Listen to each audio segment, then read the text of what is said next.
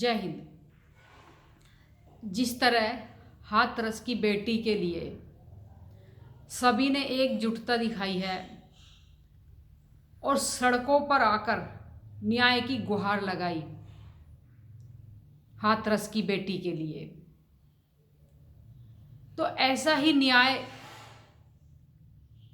इस देश की, इस प्रदेश की अन्य बेटियों को भी चाहिए।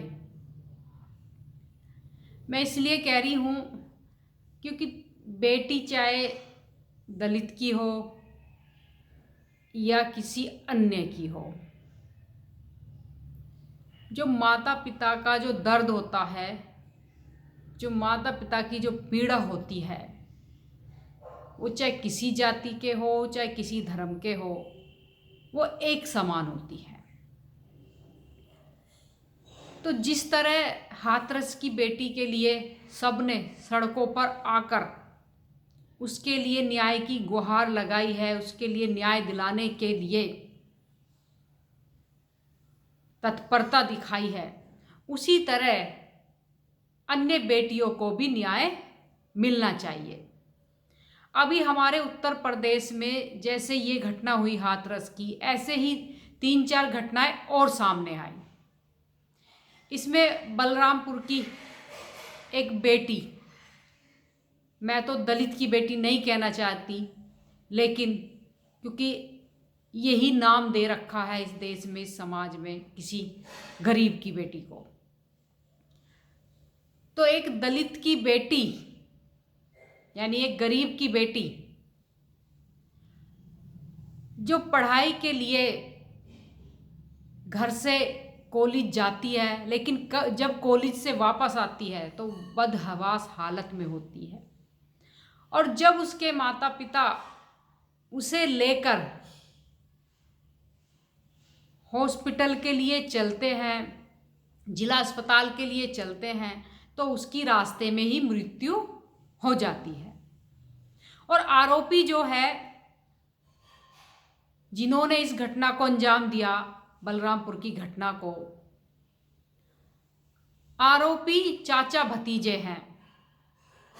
चाचा का नाम शाहिद और भतीजे का नाम साहिल है। ऐसे ही फिर एक घटना और सामने आ गई आजमगढ़ के जियानपुर क्षेत्र की, जिसमें 8 साल की बच्ची के साथ दुष्कर्म किया गया। उसको बहला फुसलाकर दानिश नाम का 20 वर्षीय लड़का लेके गया और फिर उसके साथ इस घटना को अंजाम दिया गया। ऐसे ही एक घटना और हुई इस प्रदेश में। ये सारी घटनाएं हाथरस की घटनाओं के बाद हुई है। बुलंदशहर में भी एक घटना हुई है, जो 14 साल की लड़की है। 14 साल की लड़की के साथ रिजवान नाम के, ये भी 20-21 साल का ही लड़का है, जिसने रेप किया। और ऐसे ही एक घटना फिर हुई है, वो घटना है फतेहपुर की। 7 साल की बच्ची और 7 साल की बच्ची को बहला फुसलाकर, युवक का नाम है अनिल निषाद, जो अपने साथ लेके गया और उसके साथ दुष्कर्म किया और इस घटना को अंजाम दिया। तो प्रदेश में लगातार कई घटनाएं ऐसी हो गई है जो शर्मसार करने वाली है, जो शासन और प्रशासन पर प्रश्न चिन्ह लगाती है, और प्रश्न चिन्ह उन पर भी लगाती है जो हाथरस की बेटियों के लिए सड़कों पर उतरे, हाथरस की बेटी को न्याय दिलाने के लिए दूर दराज से चलकर हाथरस पहुंचे। उन पर भी प्रश्न चिन्ह लगता है। उन पर प्रश्न चिन्ह इसलिए लगता है इन बेटियों का दर्द, क्या इन बेटियों के माता पिता की पीड़ा हाथरस की बेटी से अलग है? हाथरस के माता पिता की पीड़ा से अलग है? जो हाथरस की बेटी के लिए तो आप सड़कों पर उतरे, और इन बेटियों को न्याय दिलाने के लिए आप कहीं भी नजर नहीं आ रहे। एक बयान भी मीडिया में नहीं दिया जा रहा है इन बेटियों के लिए। तो प्रश्न चिन्ह तो आप लोगों पर भी लगता है। कुछ लोग ये कह रहे थे कि आप दोहरी बात करती है। देखिए, मैं सिर्फ न्याय की बात करती हूं।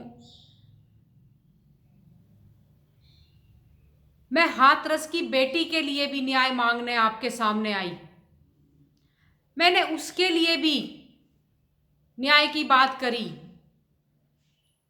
दोषियों को, अपराधियों को फांसी की सजा मिले, ये मांग मैंने करी। लेकिन मैंने और परिस्थितियों पर भी नजर डलवाने का कार्य किया।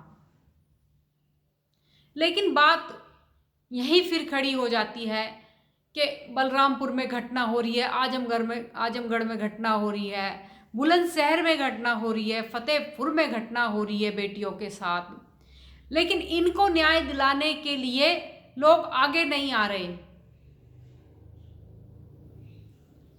क्यों? क्योंकि आप, क्या ये जो घटनाएं हैं, क्या ये आपके राजनीतिक एजेंडे में फिट नहीं बैठती? इसलिए आप लोग न्याय दिलाने के लिए से आगे नहीं आ रहे।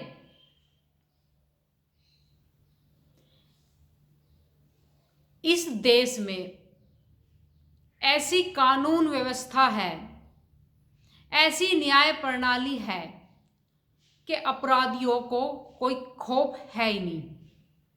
अभी आपने देखा होगा, देखते ही हो आप, कि यही हमारे देश का संविधान, यही हमारे देश की न्याय प्रणाली ऐसी है कि बड़े से बड़े क्रिमिनल को संरक्षण देती है।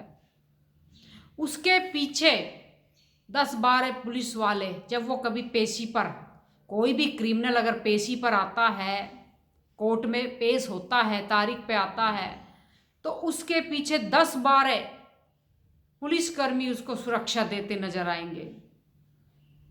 लेकिन जब आम आदमी किसी थाने जाता है, तो थाने में जाकर जब तक वो 5-6 चक्कर थाने के ना काट ले, तब तो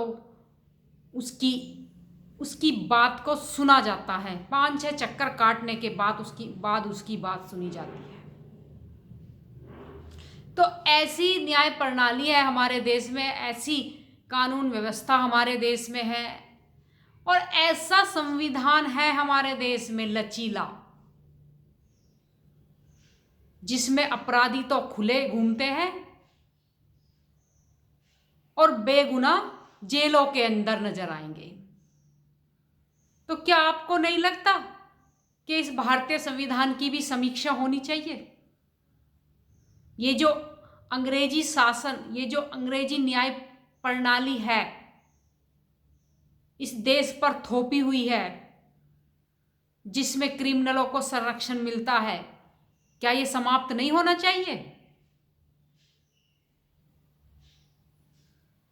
तो मैं तो सिर्फ इसलिए आई हूं आपके सामने, ये जो बलरामपुर में घटना हुई, आजमगढ़ में घटना हुई है, बुलंदशहर में घटना हुई है, फतेहपुर में घटना हुई है, इन बेटियों को भी न्याय मिलना चाहिए। जिस तरह हाथरस की बेटी के लिए सबने एकजुटता दिखाई है, ऐसी इसके लिए भी एकजुटता दिखाइए। लेकिन सिर्फ हाथरस में एक चीज ज्यादा नजर आई, जाति को आगे रखा गया।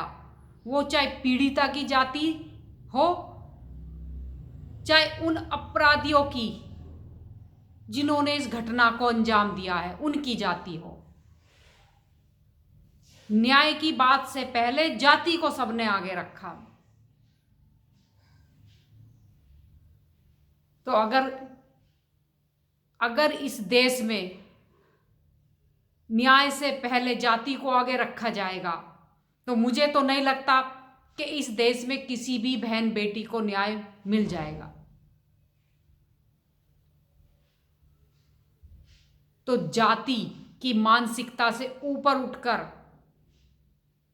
क्योंकि अपराधी हर समाज में आपको मिल जाएंगे, हर धर्म में आपको मिल जाएंगे, लेकिन उन अपराधियों से, उन क्रिमिनलों से पूरी जाति को आप टारगेट नहीं कर सकते। अगर ऐसा करोगे तो हमारे देश की एकता, अखंडता खंडित हो जाएगी। जो हमारे देश में एकता, अखंडता कायम है ना, वो खंडित हो जाएगी और गृह युद्ध शुरू हो जाएंगे, जातीय संघर्ष शुरू हो जाएंगे। तो मैं तो आप लोगों से आग्रह करती हूं कि आप लोग जाति को आगे ना रखकर क्रिमिनल को आगे रखें।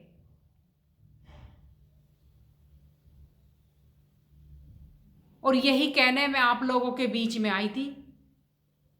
जय हिंद, जय भारत।